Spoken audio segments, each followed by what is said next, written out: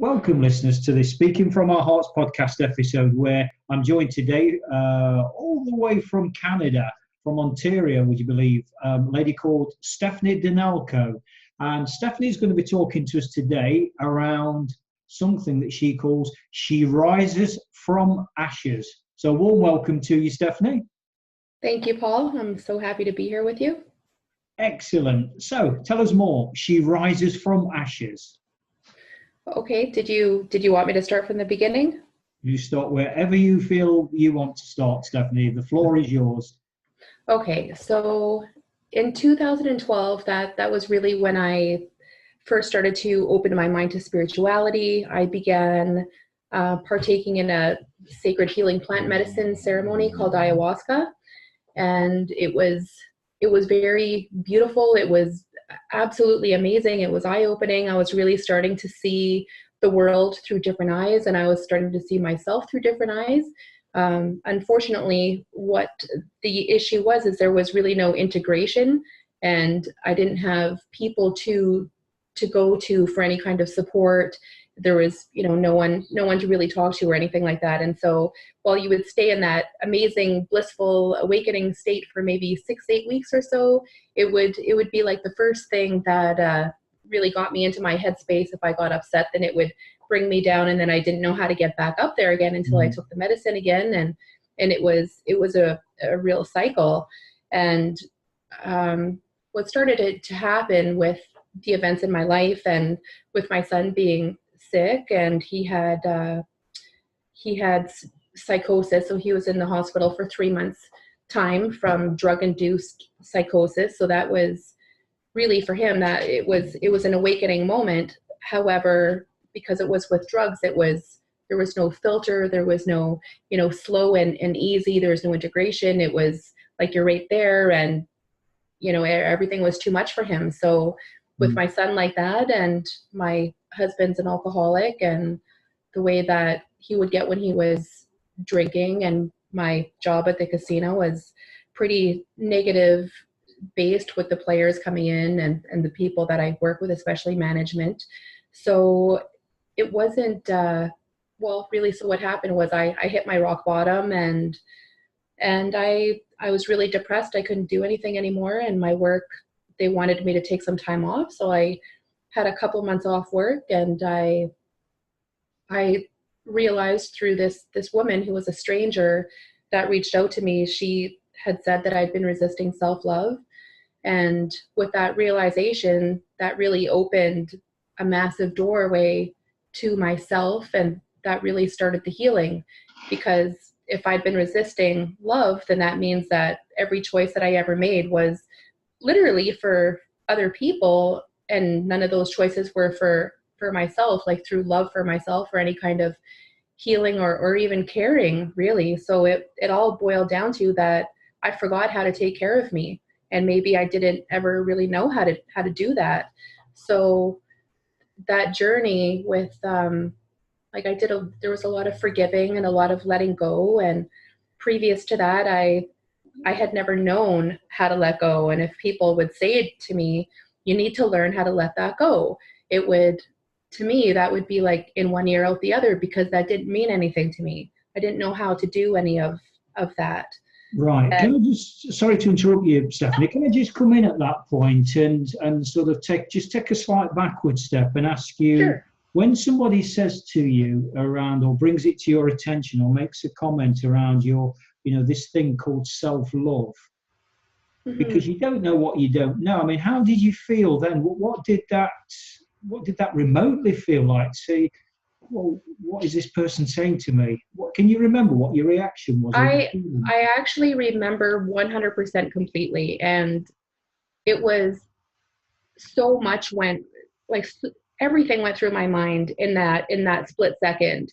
And what went through my mind was that if anyone, I believe anyone other than her, or even if I was in a different state of mind, had said that to me, I wouldn't have believed that. I wouldn't have believed it the day before, or maybe even an hour before.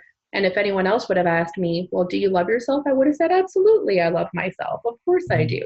But it's that the realization, I remember how I felt. It hit me really hard, and I started to cry, and it was so sad having that understanding, but then out of that sadness came healing. So it was really a beautiful thing. So, what was the difference, Stephanie, between you sort of reacting and saying, "Yeah, of course I love myself. Who doesn't?" Almost that flippant sort of reactive response, as opposed to, you say, starting to cry and understand in a real sort of internal way that, oh wow, now I do understand this. Not just on a very sort of superficial level, because we can react and defend our. Yeah, of course I do. Mm-hmm. Is that, can you see where I'm coming from with that? Yes, absolutely. Well, what it really felt like was that my ego was not present. Right. And Mm. it was, my ego would have said, no, that's not true. Of course you do. But I really, at that point, I really knew that I needed help, and that I was willing to, I asked the universe, I need help. And the right people came to me, people that I didn't know who they were or even where they lived. And this woman, she lives in Nevada. And to this day, actually, we maintain a friendship. And, Mm. she's a 77-year-old amazing human being. And I'm glad that, to know her as my friend. Was that ego, had it gone for a walk somewhere, Stephanie, because you found yourself suffering, vulnerable in that moment in time? Because you said even an hour before, or maybe in an hour later, who knows? But you'd Mm-hmm. been that kind of more defensive, ego driven. What was your sort of awareness at the time around? Well, you wouldn't, I don't think you would have been aware of, well, where's Not my, not then. because you don't, do you? It's just, Not then. That's right.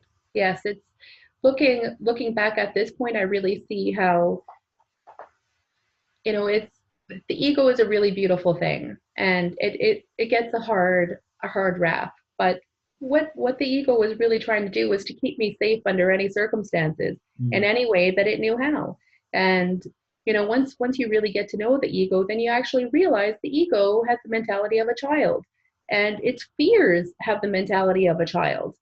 And it actually becomes a little bit comical, and so you look at it from a different perspective, and even with a more loving perspective, I find. yeah, absolutely. Yeah. So this was all part of the awareness process that, because, so if I'm hearing you correctly, Stephanie, you'd ask for help, you'd put it out there, and if you like, laid yourself there. In effect, you were starting that letting go, that Hmm. control that we have from an ego stroke human perspective, realizing that that's only going to get you so far. It's a great survival mechanism, but it's certainly Hmm. not a happiness mechanism. Is No, that a fair comment? absolutely, absolutely, it is. Mm.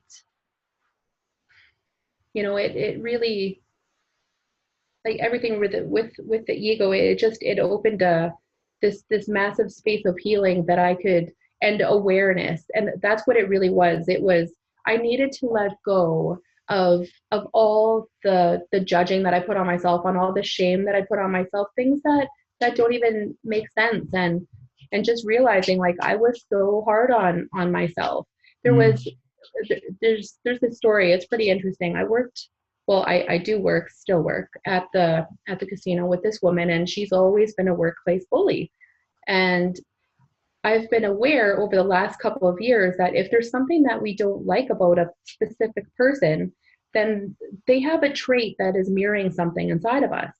Yeah. And for the last 2 years, it was always, I could not understand where that was coming from, because I had never been a bully.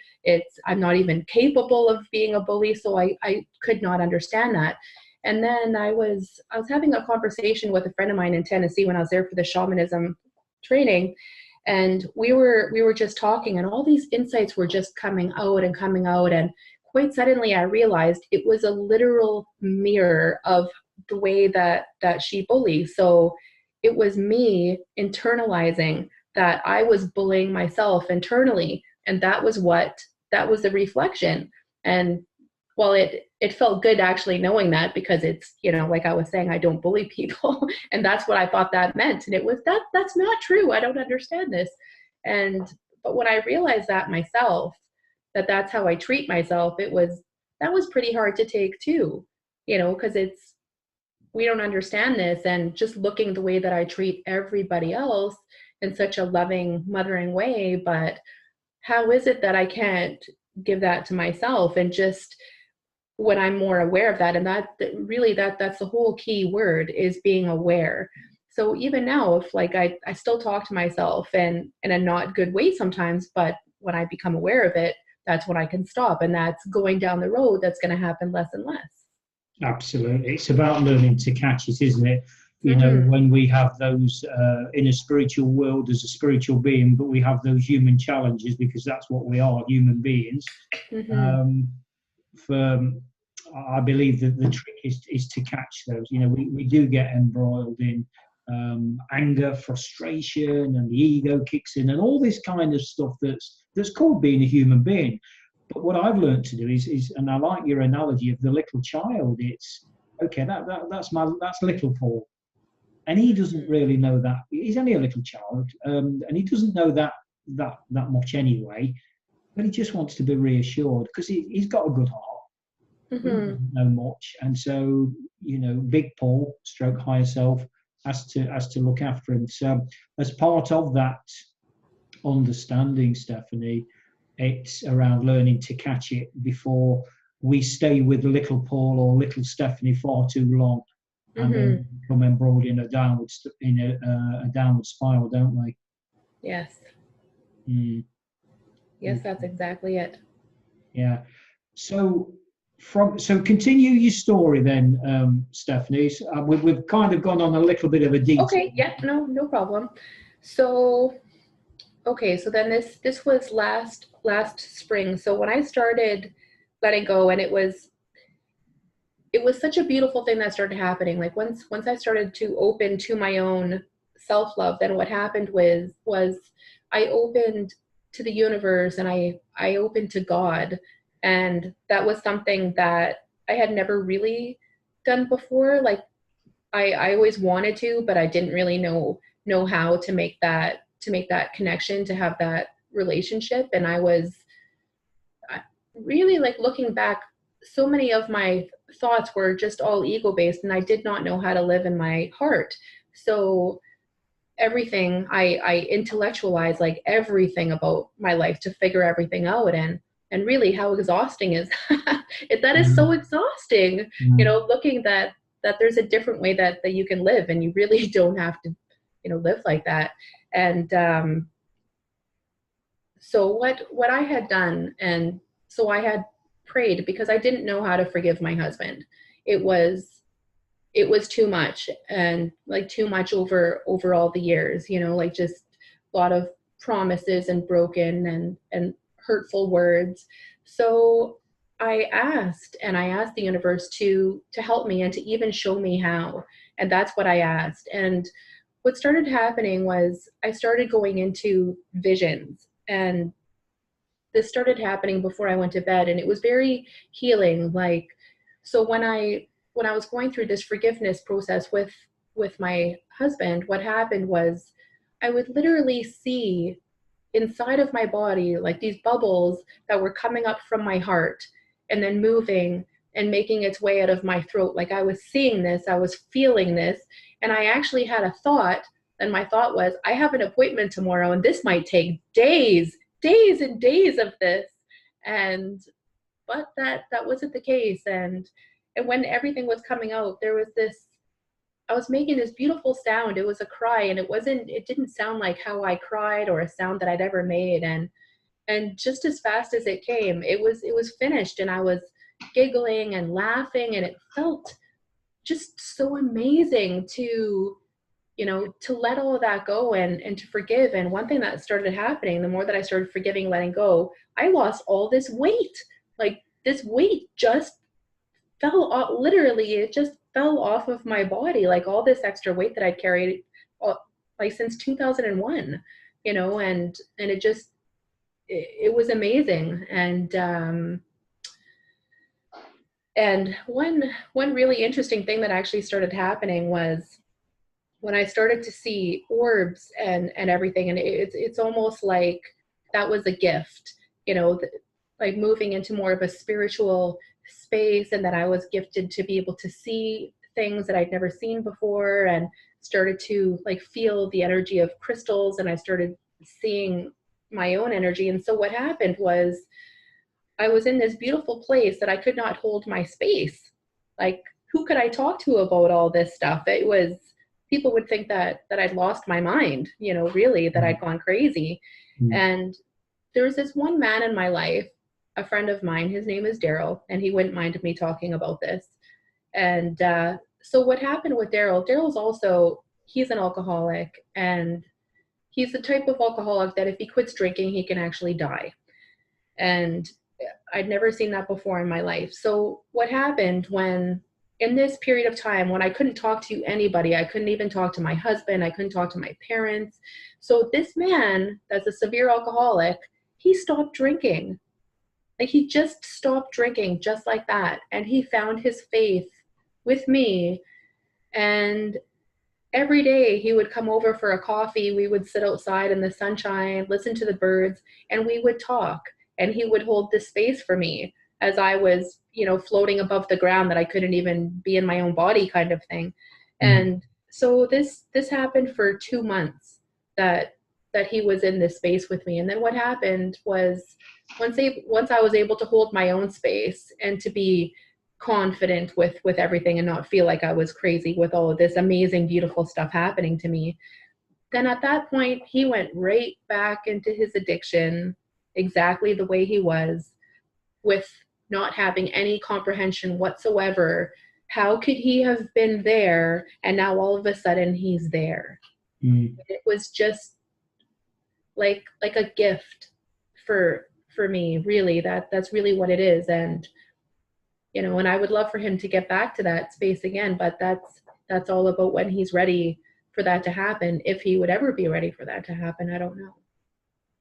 Yeah, and I think that can be one of the hardest things, can't it, from when you're involved in a close relationship, an intimate partnership, about when we talk about those three immortal words, let it go, to let go of that person, that marriage, that relationship, that dynamic, that emotion. But the reality is, isn't it, we're not actually responsible for that person. No, we're not. Not at all. And I saw this poster on Facebook the other day, and it said something to the effect that true love is when you love it had the word lover. True love is when you love your lover more than you love yourself.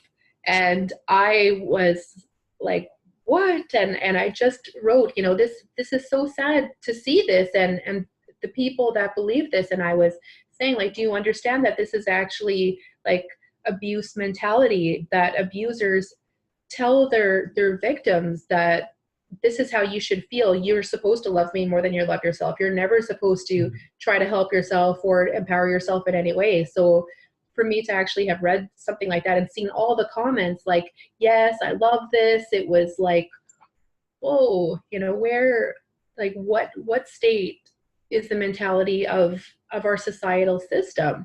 And I, as much as I'm not sure in the East, but I know here in the Western culture, there's so much work to do. But the one thing that I see is how many people are actually starting to empower themselves and to look at things from a different perspective. Yeah. And I know when we had a conversation earlier on, Stephanie, off air, about this movement, this revolution, this wave that's emerging throughout the world. And there is, I get asked this question daily now, Paul, is that, you speak to a lot of people, are things different? And I said, well, I've got to be careful about just sort of saying me, I, and myself, because that could be misconstrued as being very ego-based and opinionated and subjective. But based on the conversations and comments I'm having from countless people, there is definitely some change in the air, undoubtedly. Yeah. Yes. What I believe is happening is people, like leaders, are really starting to find their way, and people that perhaps never wanted to lead, never would have had that thought to lead, but these amazing people that went through such trauma, they're special, because they've gone through everything, and they're waking themselves up in the process, and they're being open to love. And so when you have someone that that just was always subjected to so much hate and to so much violence, and when that person can rise up and they're still like, their heart is pure with love for other people, for themselves, and then like, what I really see is that other people will start to see this behavior and how they conduct themselves in the world. And maybe little seeds get planted here and there, and while you can't really help someone that doesn't want to help themselves, but you can still conduct yourself in the way that you act, and you don't have to be reactive. And because like, I used to be quite reactive before, and I was always defending my ideas, but seeing how other people that were, like, I'll use the word like higher than myself, like people just more evolved, more awake. And for me, watching these people, it really showed me how things could be. And I really didn't know, because we only know what we know, and we only know what we see, we know what we experience. And so if our parents, acted volatile, and later in the workplace, I mean, it's not, like, you see this all over the place. You can have a workplace of 400 people, but you look how they conduct themselves, and you just shake your head and you go, how's this even possible that a human being can treat another human being like this, and in front of everybody, and that this is okay. And so it's when you find a different way. And so these people, they're going to be going into certain workplaces, into the governments, and everything's going to be changing. Like, look at Marianne Williamson, for instance, in the United States. It's when I learned about her, my jaw dropped to the floor, and I couldn't believe it, that there's this awakened human being and she's running for president. Like, how amazing is that? How amazing is that? Particularly when you look at the sort of present administration, I mean, I'm not casting any judgment or opinion one way or the other, but obviously I speak to a lot of our cousins in America and Canada, and I hear things, and people have got strong opinions, as they have, around all political issues. And we've certainly got that in the UK with this Brexit scenario. But, obviously, sort of, this is not a political conversation per se, but that's a very interesting one with Marianne Williamson. Yeah. I just want to take you back to something you said, Stephanie, around this see to believe. Because isn't it true that we are led to believe there are two options? We either see to believe, or we believe to see. Mm-hmm. What's your thoughts around those?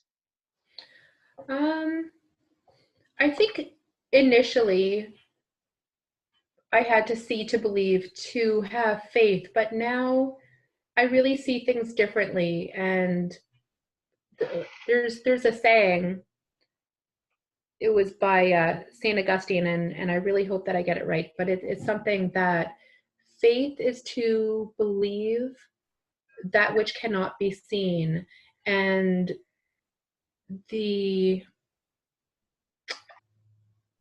reward is to see what you believe.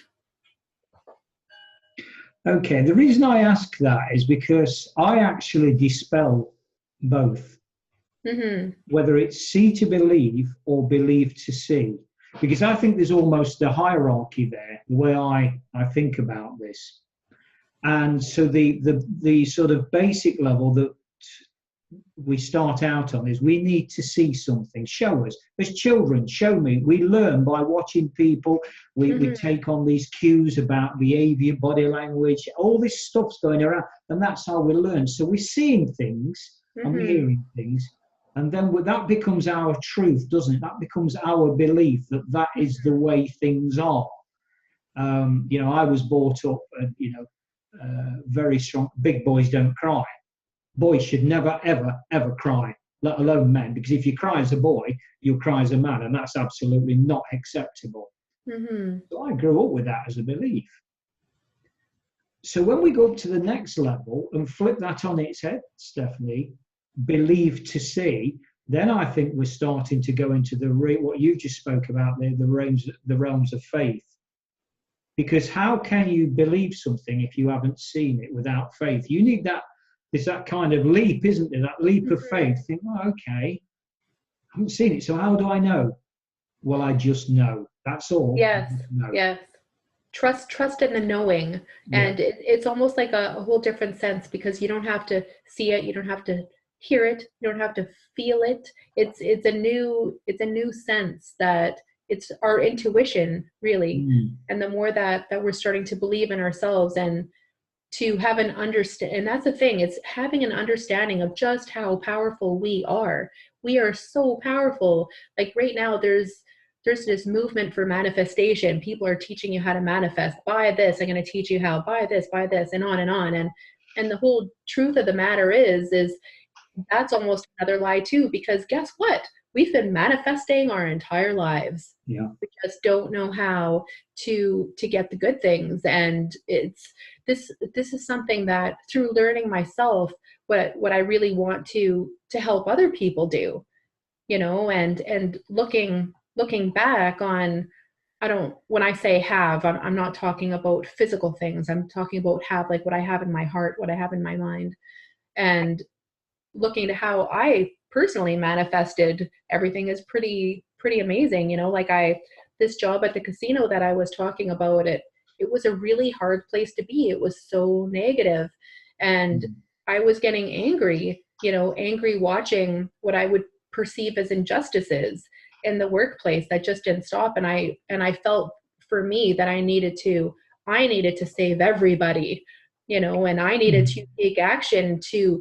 change this entire workplace, because this isn't right. And I literally did that. I was on the health and safety committee. I was a union steward and, president of TIPS, and it just went on and on. But really what happened to me with bringing so much on is I got sick. I got really sick. And with the autoimmune virus, and it's like we can't just take so much on. And really, like, so what ended up happening to me was, my bones started shifting out of place, and then I had time off work. So it's literally like I manifested all that happening. I did not know how to get out of my workplace in a healthy way, because I actually thought that I couldn't, because the money was good, because I had benefits, because I had children that I had to care for. And I did not see a way out. And now I'm really feeling the just let it go, just let it all go. And that's what I'm doing. And, with the volunteer work that I've been doing for the last year, with, energy work with people like all around the world, and doing the belief work coaching that I've been doing, I really feel that I could just lean back and really start doing this. Like, I don't want to use the word business, because I don't know, but because to me, like how you were saying with your radio program, it's a movement. And to me, that's what I'm doing too. So I don't like saying it like a business, even though I would make money at it. I just want to live. I don't need to live in a palace or anything else like that. But I want to help people. Sorry, I kind of went off there a little bit, and I'm so passionate about helping people, empowering people everywhere, and it doesn't matter where I go. I could be at a grocery store and just listen to a conversation. There was a girl talking about her boyfriend and the way that he talks to her and treats her, and I felt like it was okay for me to just have a quick couple of sentences that, life doesn't have to be that way, and just move on.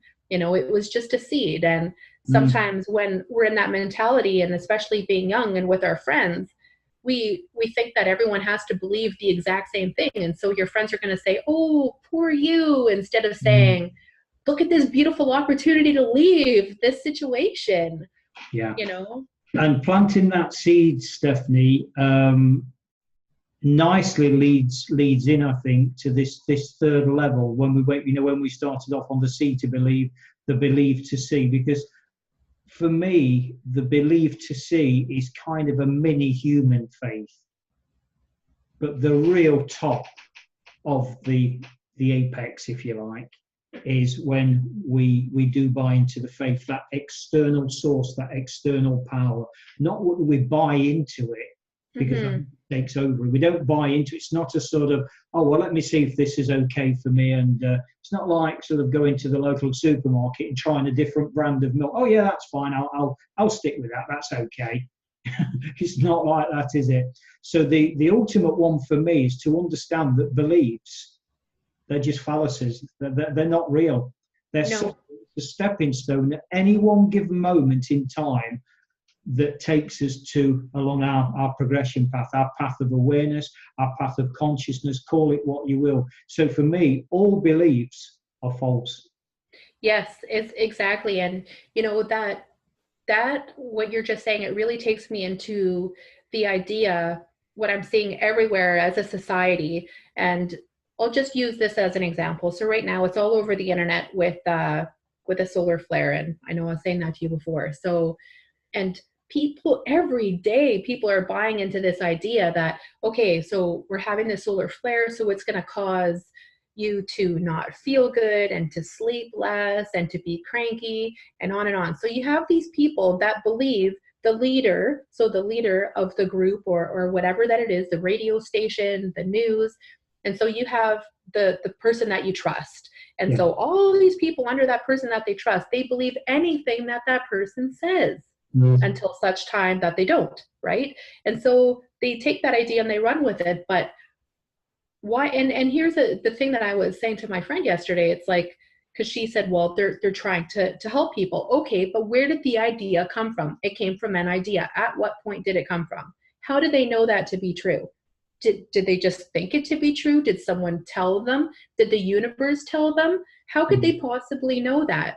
It's just an idea, and they're bringing validation into how they feel based on different things. You know, like if your outside thoughts of the world aren't that good, well, the way that you feel inside is going to reflect outside. So would that just not be the case? You know, and why not have these empowering ideas like you're going to wake up, you're going to be a little bit smarter than you were the day before. You're going to start learning better. You're going to, you know, your body is going to start to heal. You're going to find yourself in blissful times throughout the day that you're just going to start giggling away and not know why, and it's going to be fine.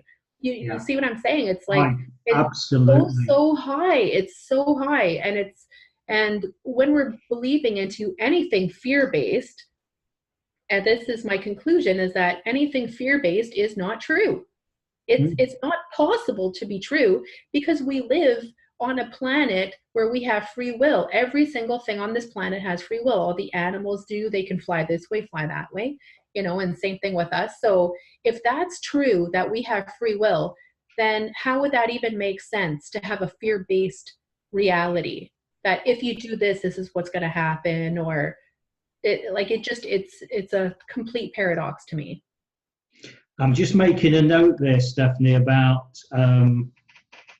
when you were speaking there, what came to me is, and I did a blog about this, and I love this example. The fear-based part of who we are, my character had a name, and it was Shufflefoot. Because he shuffled his feet and he looked down and he was always the victim, and you haven't got a problem like I've got, and you don't understand. Oh, I need a drink. And that was my life for many years, and always somebody else's fault. Why does this always happen to me? Why? Yes. This hamster's wheel going round and round, and like a dog chasing its tail, round and round and round. And then the more I understood about my journey, my emergence, if you like, was one of the things. I mean, there's been many things, but one of them is the use of language, the story that we tell ourselves. And it's only a story. So I'll still tell my story from suffering, but it's a story. It's nothing more. It's got, I could creatively add a bit on. It doesn't matter because it's past. The key thing is the learning's been taken from it. Yes. And we move on. So there's this constant sort of awareness now between poor old Shufflefoot, oh, how will I ever cope, versus Superman. Da-da-da. Yeah. And they're both stories. But why But, don't you choose Superman or Superwoman? Because one will serve you and the other one won't. well, because unfortunately, and it's even the one that won't serve us, it even does serve us at a certain part of our lives, because at that point in time, even, myself looking back with my own behavior, that, I was so angry with things. Well, it was a validation. I had a reason to be angry, and but I wanted to come up from that. But you can see there's so many people that they they can't do it. It's too hard. Who would they be without it? They're 70 years old now. This has been their story for 50 years of their life. They are miserable. They're in a lot of pain. They don't know, nor do they even believe that there is another option. Like my mother is one of these people.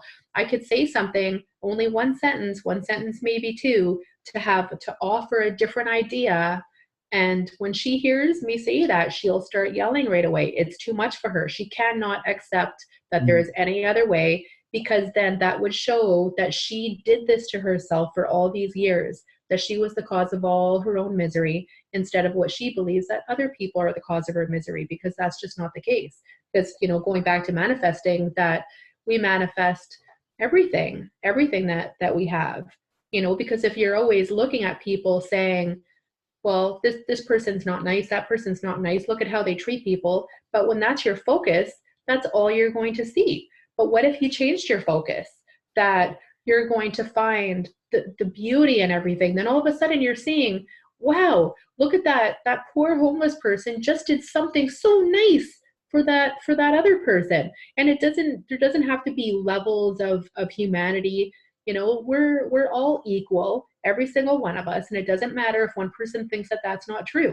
It is true. We're all the same and we're all equal. It doesn't matter what color skin you have, doesn't matter how smart you are. We're all unique, and we all have something to offer the world. Once we start to lose our programming and really open, it's every one of us has something to offer. It's beautiful. Definitely, definitely. And my mind was kind of meandering a touch there, Stephanie, about this whole concept of who we actually are, and this connection that we have. The fact that we're not aware of it doesn't make it not true, because Exactly. obviously, you said before, we don't know what we don't know. But when just listening there to you speak around the example of your mother, when you look at Robin's model of the 6 human needs, and I've certainly, along my journey, scrutinized this to the nth degree. And my shufflefoot, I mean, straight away, my 4 basic human needs of certainty. Drink was my certainty. Negativity was my certainty. Victimhood was my certainty. The uncertainty that I got was when I was drinking, I didn't know whether I was going to fight or sing. What kinds of, where it would take me, because I was really, really, drinking heavily over many years. The significance it gave me, the attention seeking, particularly when I got myself in a fight, and that was just a masquerade for the insecurity and the vulnerability and the pain I was feeling. It's interesting, I would never get into conflict with a female because I didn't see them ever as a threat. I saw all females as loving matriarchs. So I'd created this belief system that, all women are beautiful with a heart, all men are dangerous. So fight them, get in first, kill or be killed, win at all costs.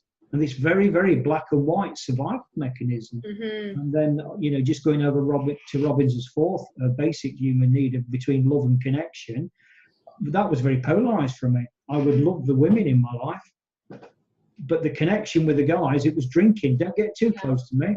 This guy said to me once, he said, "You're a really close pal to me." I said, "Guys, you're like a brother." And he was like speaking really emotional.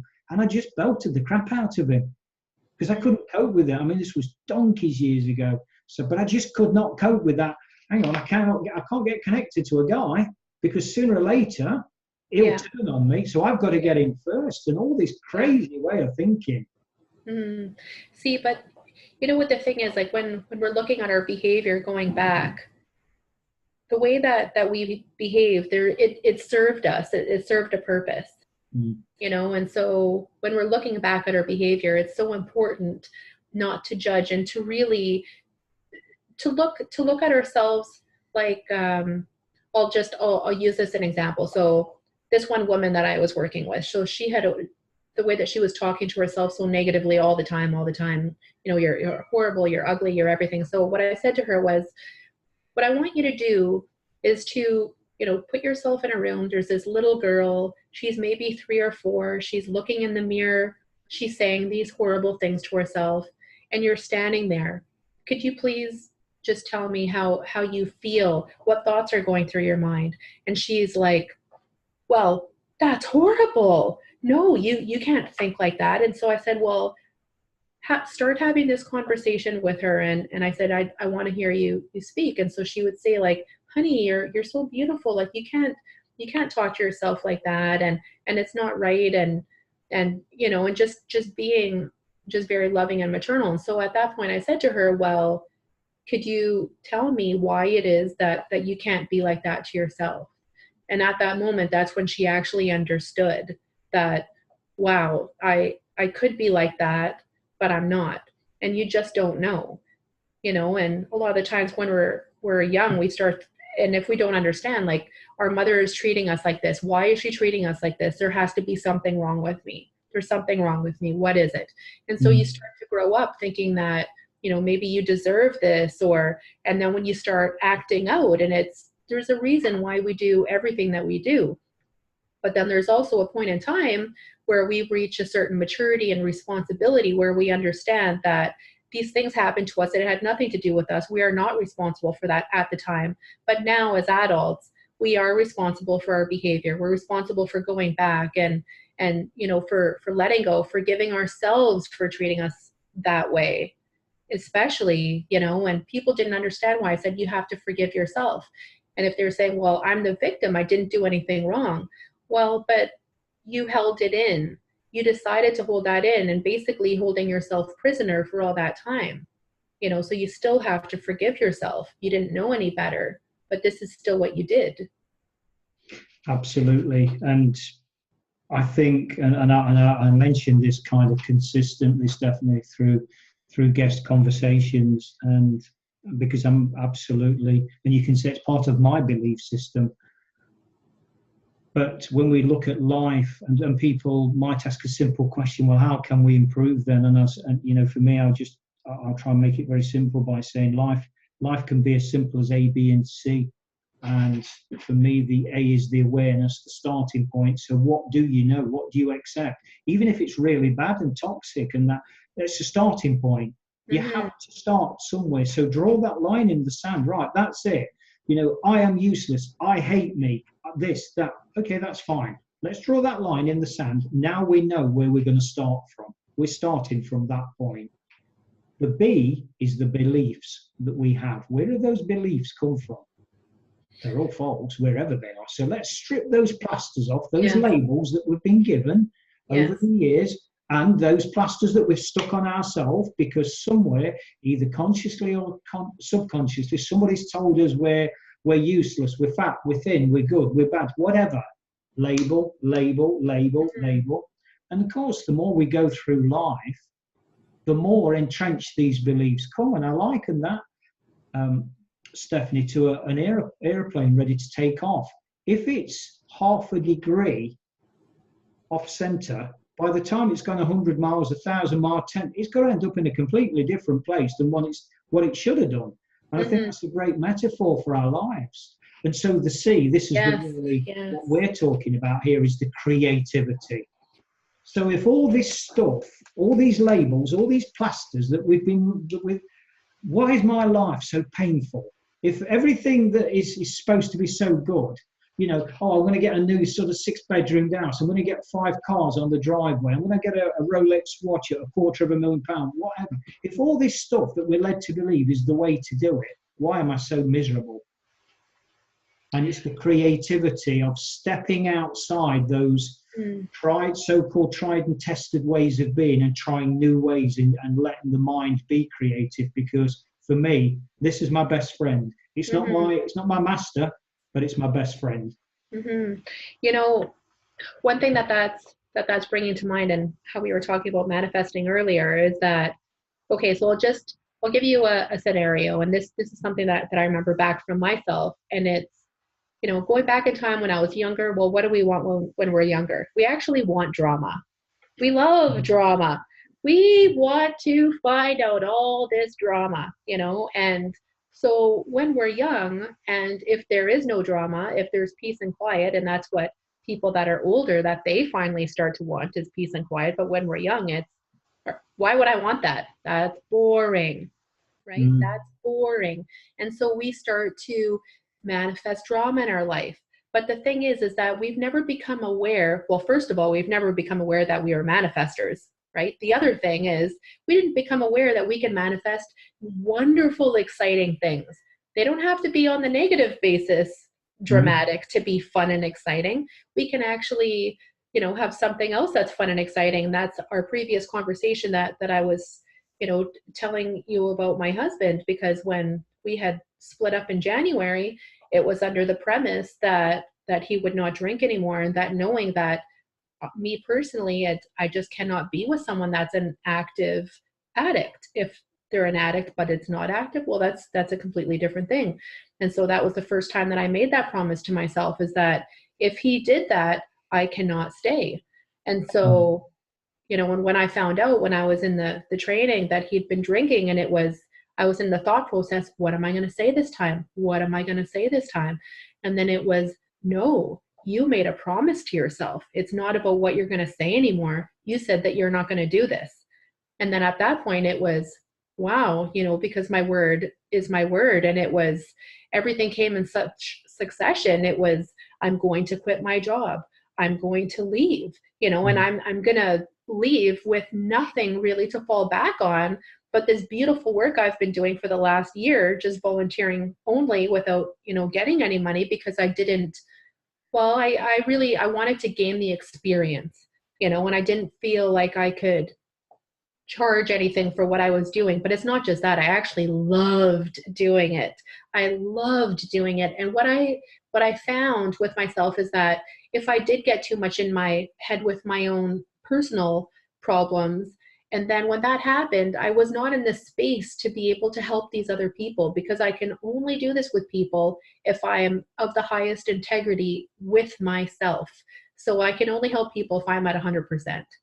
And just becoming aware of that. So for me, it's this cycle of helping other people, helping myself, helping other people. It's literally the exact same thing. And if you want to draw an infinity sign, that's how it would be: helping me, helping other people helping me, and just on and on. And when I'm not worried about my future. I know that everything is going to be okay. I could sell this house and move somewhere in the world, and really you can move anywhere. Like what really holds us back? And you can say, well, a visa. Okay, well there's ways around everything. We don't have to look at everything as black and white. We can be creative on how we look at things, and start to challenge different ideas, and start to work with other people of the same kind of thinking all around the world to start to make these changes. And and one thing that was really amazing, like just amazing, that I started to see was how many other women are in the exact same position as me. They're leaving their lives, they're leaving their jobs. And then if you have one person's dream to have let's say a healing retreat, well, that's one person. But let's say that you have 10 women or people, it doesn't matter, men, women, it really doesn't matter. And they have this idea. Well, 10 people, of all the different 10, they have all different, modalities of healing. One works with animals, one does yoga, one does meditation, one does energy work. And so you have this beautiful community, and that's what I see what's going to happen with my life. And it's just stripping away the idea of me, I'm doing this. This is mine. That's not mine. That's yours. And just getting rid of all that and having ours. We are working together instead of I and me. Absolutely, yeah. So, Stephanie, we've had a fascinating journey, I believe. I always ask this question of guests right at the end of every episode, and it's a big question. It's always a big question, but it's always the same question. If you had 30 seconds to impart one piece of it, I mean, no doubt you've got loads of different pieces, but one all-important piece of advice to leave to the world, what would it be? I would have to say that it's about choosing conscious awareness. It's a choice. And so I think that all of those three words mean something a little bit differently when they're not together, but when you put it together, because if you want to change, at first it has to be, it's a thought. So that's part of your consciousness. But then you have a choice to start doing that. And it could just be as simple as what I said last year, that I set the intention for all the people not of my highest good to fall out of my life, and for the people that could help me, that I can help, for them to come into my life. And that is literally what happened. And it all happened because I made a conscious choice to choose awareness in my life. Wow, that would definitely get my vote, because it's is obviously the first part of the ABC model, not because it's some fancy model, because I think it has been transformational, and I've certainly used that approach with clients and seen transformational results. What's interesting for me, and I hope the listeners agree with this, that at the top of this conversation, I introduced Stephanie around her title of She Rises from Ashes. And I think it's fair to say, listeners, that Stephanie has definitely rose from the ashes. But I just want to leave it here, and it's unusual for me to sort of have the last word, because I leave that with the guest. But you've just said something there, Stephanie, and I don't want an answer, but I just want to plant this with you, because this is very unusual. But that great title that you come up with, She Rises from Ashes, maybe, just maybe, the inspirational story, the insights that you've shared are more reflective of choose conscious awareness. Just a thought. And I'm going to leave it there, listeners. So till next time, take care, be safe, and keep loving.